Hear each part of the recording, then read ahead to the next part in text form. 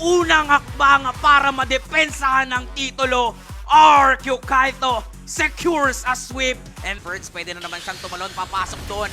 At yung H2! retry ni H2 ang mananaig. Ito na ba ang pagbawi ng Omega? Kasi Naku! low health ang kupunan ng RQ Kaito at mukhang eto na nga. Si Ferds! Pero wait Si Ferds! lang, si Ferds talon lang ng talon dun sa likuran. Kahit sino dadakdakan. Ginawang basketball ring yung kalaban. Hindi nila masyadong nabigyan ng kills.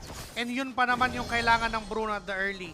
This time, X-Nova daw si Silip! Alam yata, kabisado kung saan pupunta ang sakit ng Frigid Glacier si Docmin. X-Nova! Malulupit. Binaburst sila si X-Nova, mamamatay lang din naman sa ngayon. Pero ito na naman si Birds! First, talon lang ng talon sa mga The burst! membro. Ganios, pwede nilang kunin yung turtle, pwede nilang kunin yung gitnang tore. At mukhang ganun nga yung gagawin si Wes. Kung hindi ko mapush yung itaas, edi sige, try na lang natin i-push yung gitna si Uy! Wes. Nakita, nalaman natin ano ba ang sagot. Si Naibip! Kelvin ni Retry, pinasok na nga ni H2 at yung kinopyang ultimate ni Seika, nandun ang aso lang.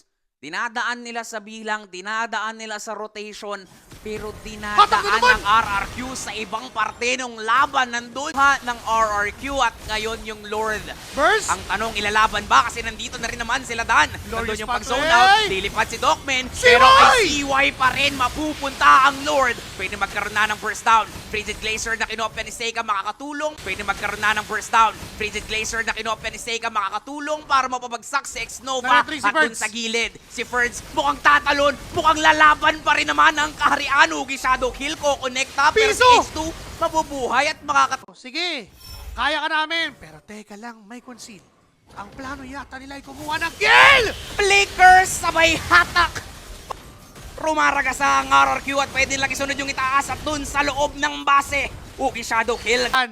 Maghahanap sila ng pwede pang puntahan bottom lane ng susunod na target.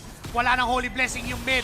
Dito na yata susunod, may hatok na naman! Si Dan, kahit yung pinakamakunat, nagiging delikado. Atras ang bagong barangay. Si H2 mo papasok with the Spear of Alpha! Anong atras-atras? Tara sumugod, tara lumaban! Kelvin! Ito yung Frigid Glacier pero sa likuran naghahanap ng atake, Ubo! naghahanap ng kill. Tatlo! Ang babagsak! Double CY! kill! Triple kill! Naghahanap pa ba ng main niya kasi inahabol pa nila si Seika na titira? No! That is a wipeout! Pinaka-boom! Pinaka-pambamat ngayon ng RRQ!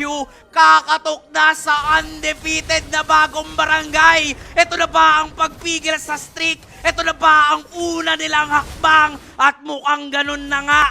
Unang hakbang para madepensahan ng titulo, RQ Kaito secures a sweep. And